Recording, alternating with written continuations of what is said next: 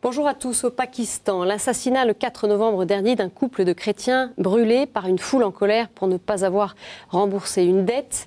La condamnation à mort d'Asia Bibi, jeune femme chrétienne, pour blasphème. Ces deux affaires soulignent la difficile condition des chrétiens dans ce pays. Petite minorité de 2% sur environ 180 millions d'habitants, les chrétiens vivent dans une société façonnée par les valeurs islamiques. Alors comment cela influe sur leur manière de vivre? Qu'est-ce qui fait aussi la particularité de l'Église du Pakistan? Eh bien, j'ai la joie d'accueillir sur ce plateau notre invité, le père spiritain Michel Protin. Père, bonjour. Bonjour. Alors, vous avez vécu, vous, au Pakistan pendant 10 ans, de 1998 à 2008. Vous étiez dans le Pendjab. Oui, j'étais dans le Pendjab sud, c'est-à-dire que juste à la limite à la fois entre la province sud du Sindh et puis tout à la frontière aussi avec l'Inde. Vraiment, nous faisions frontière avec l'Inde. Alors vous nous direz au fil de cette émission comment vous avez partagé la vie et la foi d'une communauté de chrétiens. Mais avant cela, on va revenir un petit peu sur le contexte général du pays. Quel est le climat social actuel au Pakistan? Eh bien, je vous propose d'écouter l'éclairage de Paul Bhatti, président de l'Alliance de toutes les minorités du Pakistan et frère de Shahbaz Bhatti, ministre des minorités religieuses qui avait été assassiné en 2011 par des extrémistes musulmans. Paul Bhatti participait en septembre dernier à la rencontre interreligieuse organisée par la communauté Sant'Egidio à Anvers, en Belgique. On l'écoute. Yeah, now the situation in Pakistan is bad. Actuellement, la situation au Pakistan est grave. Grave pas seulement pour la communauté chrétienne. Nous sommes dans une situation d'instabilité générale, politique, économique et sociale. Alors, lorsqu'un pays tout entier est instable, forcément les marginalisés et les communautés pauvres souffrent encore plus. Les souffrances des chrétiens et aussi des autres minorités religieuses sont directement proportionnelles à la situation générale au Pakistan. Il y a un grand nombre de victimes innocentes à cause de l'imposition d'une philosophie radicale et du développement de l'extrémisme, du fanatisme, du terrorisme dans notre pays, qui sont maintenant une préoccupation pour la communauté internationale. Alors, Paul Bhatti dresse un tableau finalement assez sombre du Pakistan. Est-ce que c'est la réalité?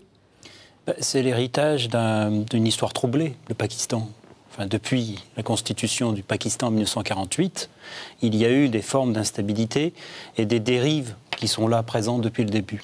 Ce n'est pas uniquement des dérives fondamentalistes, mais c'est aussi la corruption, l'abus de pouvoir, les coups d'État permanents et souvent peu d'attention aux plus pauvres du pays.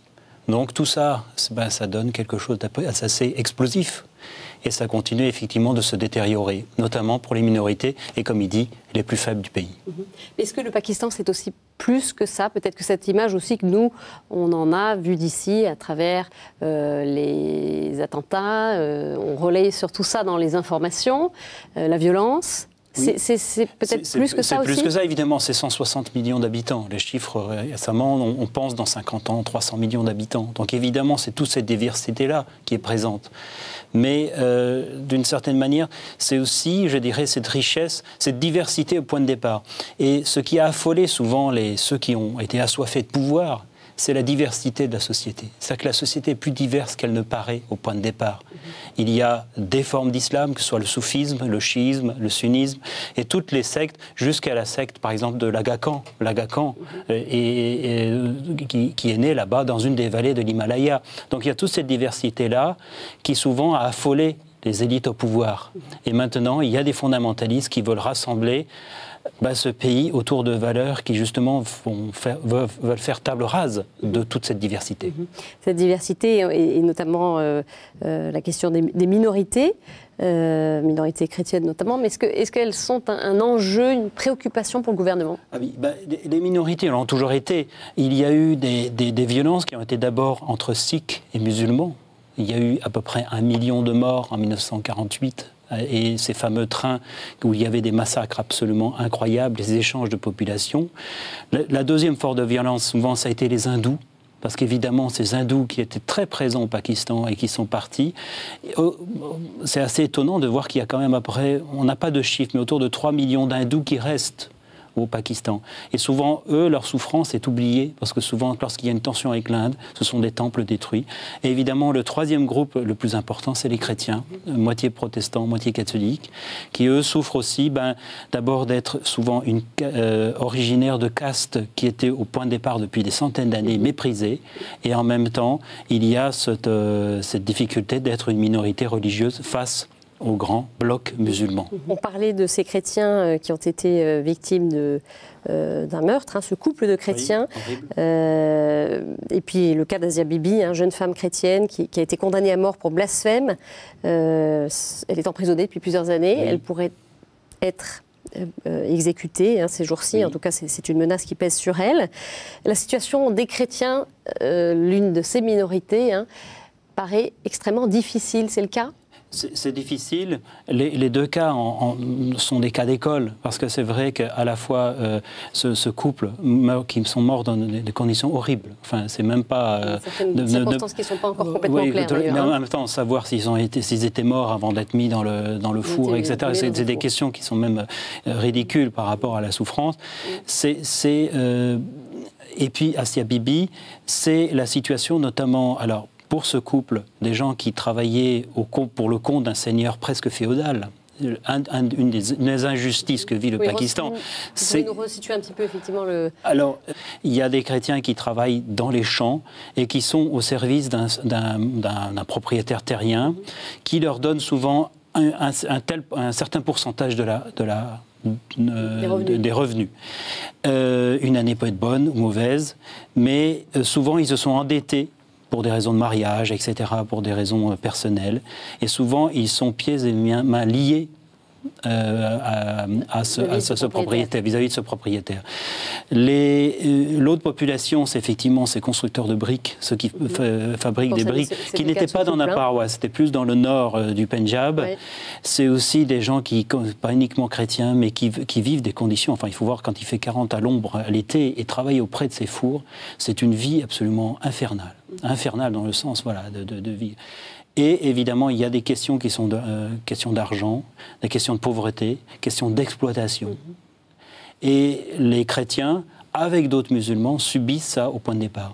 Évidemment, il y a eu ce problème évidemment des lois du blasphème qui a été utilisé pour éliminer physiquement ces personnes. Rappelons pour nos téléspectateurs les lois sur le blasphème. Donc c'est des lois qui ont été adoptées il y a bien longtemps. Il y a longtemps. Alors les dernières en date, je crois que c'est 1986. Oui. Et ces lois-là, elles prévoient soit la condamnation à mort, soit la prison à vie, je crois, pour différents cas de blasphème contre le Coran, contre Mahomet. Alors, contre le Coran et contre Mahomet, c'est spécifiquement la mort. C'est assez étonnant. C'est assez étonnant. C'est assez étonnant que dans ces lois-là, si je blasphème contre Dieu, je ne suis pas menacé de mort. C'est assez étrange, la manière dont sont... elles sont originaires, c'est les Anglais qui, au début, en 1860, avaient voulu, pour que les hindous, les musulmans vivent ensemble, avaient mis en place cette loi contre le blasphème. C'est une invention anglaise. Mais petit à petit, et la dernière, c'est notamment le Premier ministre qui est en place, qui a mis en place lui-même cette peine de la mort, qui a mis ce sceau final, mais même pas final, qui est effectivement la peine de mort en cas de blasphème contre le prophète et contre le Coran, donc contre la révélation musulmane. C'est-à-dire tout ce qui met en danger le fait que la révélation musulmane est la seule vraie et possible. Alors jusqu'à présent, je crois qu'il y a 17 personnes qui sont dans les couloirs de la mort au Pakistan.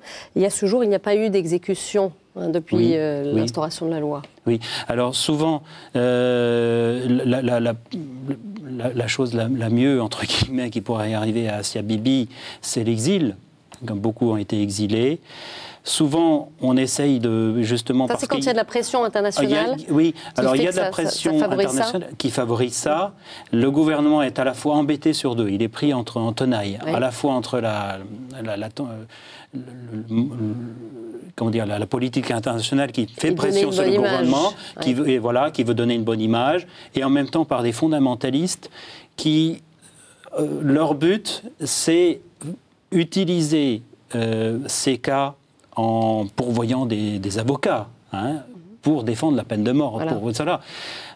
Pour justement montrer et prouver au monde qu'ils sont les plus grands défenseurs et meilleurs défenseurs de l'islam. D'accord. Et là, il y a un enjeu de pouvoir, notamment entre fondamentalistes, qui se font la guerre entre eux. Parce que ce qui est un petit peu fondamental à comprendre, c'est que ce n'est pas une guerre tellement contre les minorités. Ce sont des fondamentalistes qui luttent pour le pouvoir entre eux et utilisent cela pour prouver qu'ils sont les meilleurs défenseurs de l'islam. C'est ça la finalité. C'est un moyen. Et Asia Bibi et ce couple, et autant hindous et de musulmans, sont les victimes de cette dérive absolument infernale. Donc la finalité est autre finalement que elle est totalement des questions religieuses. Questions religieuses. Et Asia Bibi, malheureusement, avec sa famille, elle a, je crois, 4 enfants, je crois. Eux aussi sont broyés, toute sa famille. Oui. Et même s'il y avait un jugement en sa faveur, le problème, c'est que si quelqu'un, en sortant, tire sur elle, ne risque pas grand-chose. Il n'y a pas de garde-fou, il y a une justice qui ne fait pas son travail. Alors, c'est le fait de... C'est un petit peu le gouvernement qui a trop de chats à fouetter. C'est-à-dire que le problème, c'est que, par exemple, elle va sortir de prison. Ce couple, par exemple, qui a été massacré. Oui. Massacré de manière horrible, on ne va pas revenir, c'est vraiment quelque chose d'horrible, et qui touche la communauté chrétienne vraiment dans son cœur. Et, voilà. Et les enfants, on leur a promis de la terre. Les descendants, oui, le gouvernement a promis de s'occuper de leur éducation. Ça a du sens. Non, mais c'est-à-dire que lorsque l'on suit la chose dans le temps, on se rend compte que c'est quelque chose qui est mis là sur la table, mais qui n'est pas là pour durer. D'accord, c'est-à-dire qu'il n'y a pas des changements de fond, il n'y a pas de mesures prises. D'engagement dans la durée. Vis-à-vis des minorités. Vis-à-vis des minorités, vis-à-vis de la lutte contre la corruption, contre le fondamentalisme. Il n'y a que des choses qu'on fait sur le moment, mais il n'y a pas, malheureusement pour le Pakistan, de vision à longue durée. D'accord. Pourquoi ? Parce qu'on est un petit peu dans l'affolement. Le pays traverse d'abord une grande crise économique. Le grand souci que traverse le Pakistan, c'est le manque d'électricité. C'est par exemple, on pourrait se dire, quel est le lien entre les minorités? Mais le problème, c'est qu'il y a tellement de coupures d'électricité à travers le pays que toute la base de l'économie, c'est-à-dire toutes les industries, sont paralysées. D'accord. Et il faut s'imaginer un pays dont l'économie s'écroulerait, où toutes les usines seraient délocalisées au Bangladesh ou en Chine. On peut s'imaginer, si le pays s'écroule économiquement, que ce soit encore pire. Donc, et puis, le manque d'eau, on sait bien que le Pakistan, si vous regardez, c'est une rivière qui traverse ce pays, qui s'appelle l'Indus, qui a donné le nom d'ailleurs à l'Inde, et qui irrigue les deux rives. De moins en moins de neige sont sur l'Himalaya. Un des problèmes des bombes à retardement, c'est effectivement, est-ce que l'eau continuera de couler de l'Himalaya. Donc, tous ces problèmes-là, on sent bien qu'ils vont peut-être venir à un moment, quel est le poids de quelques chrétiens minoritaires? Et pas uniquement chrétiens, mais les pauvres musulmans des quartiers, qui subissent tous ceux qui subissent tout ça. Quand ils blasphèment. Ça s'applique à toutes les minorités. Quand effectivement la politique, c'est gagner le plus d'argent le plus rapidement possible, et la corruption, un des problèmes auxquels j'avais des chrétiens qui devenaient policiers. Pour devenir policier, vous entrez dans une école de policiers. À la fin du cours, vous devez payer 75 000 euros, pas euros, mais roupies, ce qui est une somme énorme. Qui est l'équivalent ? Qui est une corruption pour avoir le diplôme. C'est quoi l'équivalent en euros pour avoir une idée ? Alors, à l'époque, c'était 100 roupies, c'est 1 euro. D'accord. 100 roupies. Pour eux, c'est une somme énorme. Et quand ils vont commencer à être policiers, ça va être effectivement de récolter 100 roupies par là, d'arrêter une moto et c'est-à-dire d'entrer dans la spirale de la corruption. Les bakshish. Donc je dirais, à la fois, tout le monde est confronté à cela. Donc, difficile d'en sortir. C'est un pays qui a un problème moral. Où est la morale? Et les fondamentalistes au beau jeu de dire nous avons la solution morale à tout ce pataquès qu'est le Pakistan. Et malheureusement, c'est un énorme mensonge. Alors, on va revenir spécifiquement à la question des chrétiens, et puis vous nous parlerez évidemment de votre expérience, de ce que vous en avez perçu, vous, de ces chrétiens, en étant sur place pendant 10 ans. Comment vivent les chrétiens au Pakistan, pays islamique? Eh bien, je vous propose d'écouter l'éclairage du père Maximile Tambiapin, qui est un spiritain missionnaire au Pakistan, vous le connaissez. Il est également dans la province du Pendjab. Nous l'avons joint il y a quelques jours par téléphone. Les valeurs chrétiennes sont comme un peu façonnées par les valeurs islamiques. Et dans les écoles, on étudie l'islam à tous les niveaux. On ne peut pas choisir de ne pas étudier. Même des chrétiens doivent étudier. Mais ça affecte les chrétiens de façon peut-être indirecte. On ne va pas aller toucher au fondement de la foi, mais peut-être dans des pratiques extérieures. Je vais vous donner un exemple. À l'église, les hommes et les femmes ne s'assiedent pas côte à côte. Les femmes s'assiedent d'un côté et puis les hommes de l'autre. On est forcé à revenir sans cesse à l'essentiel. L'essentiel de la foi, l'essentiel de la vie. En tout cas, moi, je témoigne, donc, en voyant les chrétiens vivre ici, de leur grand courage, leur fidélité, et une attitude de ce qu'on appelle en anglais une résilience, c'est-à-dire une espèce de détermination, une force intérieure très forte. Une force intérieure particulière, c'est votre regard aussi, Père, sur ces chrétiens pakistanais que vous avez côtoyés pendant ces années? Moi, je dirais qu'au niveau foi, au niveau personnel, j'arrive pas à leur cheville. Parce que c'est vrai que moi, j'arrivais comme missionnaire, et on s'imagine que je suis devenu curé dans une paroisse comme une autre, enfin voilà, avec des fonctionnements, les baptêmes. Là-bas, hein? Là-bas au Raimerkan, oui. C'était dans une zone... Oui, exactement là où était mon ami Maximile. Je vois très bien la rambarde, je vois la maison exactement, je vois très bien où il est. Vous connaissez bien. Oui, c'était là où j'étais. Vous êtes une communauté de missionnaires de combien alors là-bas? Alors là-bas, ils sont 6 pour l'instant. 6 pour l'instant, voilà. Donc moi j'étais là-bas et ce qui me fascinait, c'était effectivement que je me rendais compte que j'entrais dans une histoire millénaire. C'est-à-dire que c'est des gens qui, même avant leur conversion, ont vécu une manière de résistance face à l'oppression, face au monde qui ne les regardait même pas. Parce que ce sont effectivement des convertis, hein, il faut le rappeler. C'est des convertis d'il y a d'à peu près 150 ans, 19e siècle. Ils sont issus des basses castes, la plupart hindous. Alors une forme d'hindouisme très très particulier parce qu'évidemment ils n'avaient pas le droit d'entrer dans les mêmes temples que les hindous. Donc ils avaient une foi très très particulière dont on connaît peu les contours d'ailleurs. On connaît très très peu les contours. On sait qu'il y avait un dieu qui s'appelait l'Albeg. Voilà, il est notamment cité dans le livre de Rudyard Kipling. Il y a un chrétien, un balayeur à un moment. Voilà. Et la plupart de ceux avec qui je travaillais notamment à la municipalité. Leur travail, c'était de balayer les rues à n'importe quelle heure. Et on les voyait. Et moi, je me rends compte que leur forme de combat, c'est effectivement cette résistance. Et d'abord, un jour, je voulais les prendre en photo. Et ils ont refusé. Parce qu'ils se sentaient touchés dans leur dignité. Et par contre, ils me disent, Michel, on va à la maison. Et là, tu pourras prendre autant de photos que tu veux. Mais pas dans leur fonction. Mais pas dans leur fonction. Sociale. Notamment, à un moment, c'était un des combats, d'ailleurs, des chrétiens. On voulait leur mettre une sorte de tissu jaune pour les reconnaître. Et ils ont refusé ça un petit peu, ils ont vu un petit peu qu'on pourrait dire comme une étoile jaune. Et donc les formes, ils ne veulent pas être stigmatisés à partir de ça. Souvent aussi, moi c'est un confrère c'est eux qui allaient nettoyer aussi et qui continuent de nettoyer les égouts. Ils ont les emplois qui sont les emplois ingrats. Les emplois ingrats. Seconde zone. Et alors, il y a l'autre pendant, c'est les agriculteurs qui, eux, récoltent le coton, récoltent autre chose, qui reçoivent 1/8 ou 1/10 de la récolte. et qui, eux, ont une vie plus rurale et plus intégrée parfois même dans les villages. Avec les musulmans, ça se passe mieux souvent. Est-ce qu'ils sont considérés, ces chrétiens, comme des Pakistanais comme les autres, sauf qu'ils ont une appartenance religieuse singulière, ou bien ils sont à part? Ah, ils sont pakistanais à fond, ouais. À fond.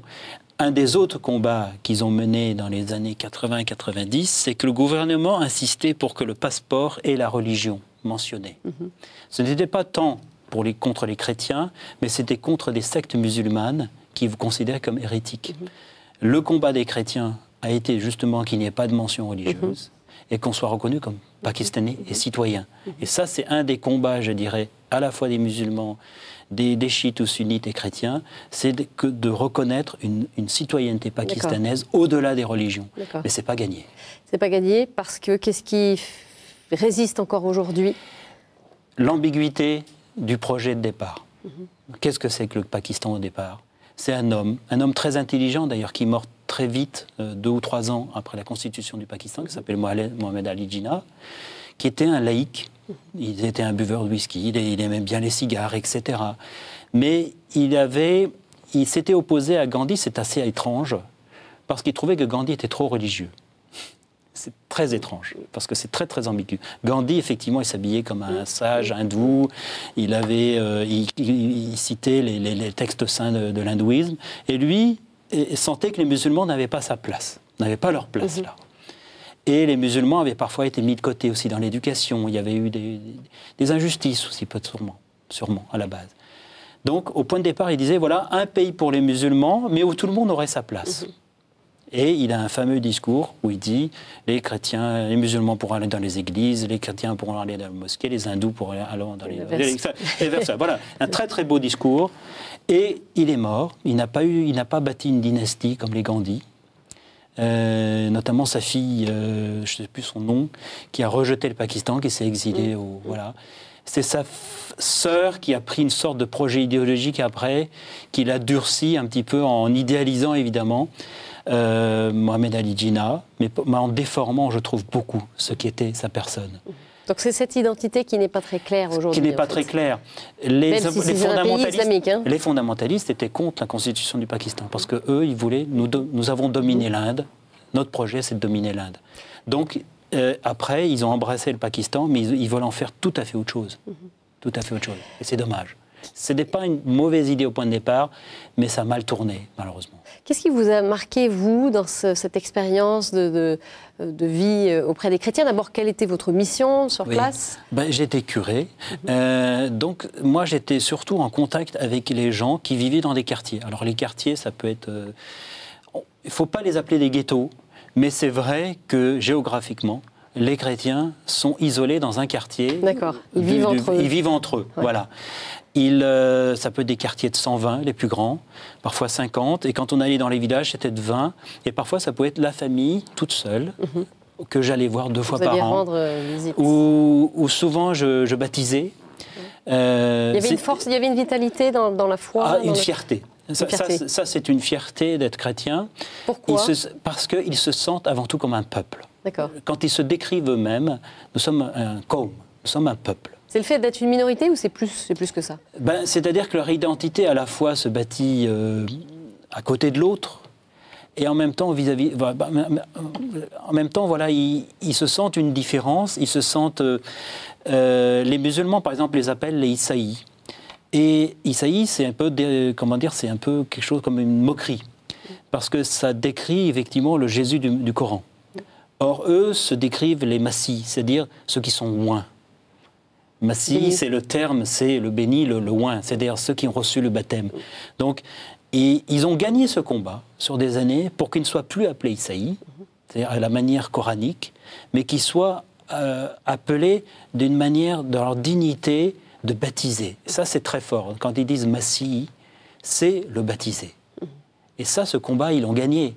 Mais c'est un petit combat, dans toute la géopolitique, on en parlait, c'est pas grand-chose, mais pour eux, c'est quelque chose. Voilà. Pour vous, Père, malheureusement, ça passe vite. Ce serait quoi s'il y avait 1 ou 2 défis qui vous semblent importants pour l'avenir de ces chrétiens dans ce pays? Moi, je pense que c'est C'est sûr que l'éducation, parce qu'on n'a pas parlé de Malala, quand même, qui a reçu quand même le prix Nobel, qui a eu le Nobel de la paix, qui défend l'éducation des femmes. L'éducation des femmes. Asia Bibi, et notamment une des femmes qui a été brûlée, c'est des voix de femmes. Que ce soit Asia Bibi, que ce soit cette femme, il faudra qu'on sache son nom quand même, il faut se rappeler son nom, celle qui a été brûlée avec son mari dans un four. Oui. Et qu'elle soit, c'est des paroles de femmes. Et ça, Shama Bibi. Sharia Bibi. Donc il faudra Shama Bibi, voilà. Shema, c'est-à-dire la lumière. Alors Shema, lumière, c'est voilà, elle est lumière du monde. Moi, ces chrétiens-là sont lumière du monde, et notamment ces femmes. Moi, j'ai vu cette photo de Shema, et c'est vrai que il faudrait que vous la voyiez plutôt que aller sur Internet, je dis aux gens, et regardez la photo de ce couple, et regardez-les dans les yeux, et reconnaissez-les comme des frères qui sont, à travers leur témoignage, disent quelque chose de leur fidélité et de leur joie d'être chrétiens, au-delà des combats qu'ils ont amenés, des ambiguïtés même de leur présence, des raisons qui ont amené toute cette violence incroyable, du chemin éventuel que feront les villageois. Il ne faut pas désespérer. Ils l'ont brûlé, d'accord. Mais quel chemin ils vont devoir faire et pouvoir faire aussi. Il ne faut pas fermer la porte peut-être à voilà, des gens comme Mandela n'ont jamais fermé la porte même aux violents. Et ça, c'est le défi. Qu'est-ce que nous ferons face à la violence, surtout quand on est impuissant et qu'on n'a pas d'armes. Un grand merci, Père Michel Protin, d'être venu nous apporter votre témoignage, votre éclairage sur la situation complexe des chrétiens du Pakistan. Un témoignage que vous pouvez retrouver sur notre site internet ktotv.com. Très bonne semaine à tous. Au revoir.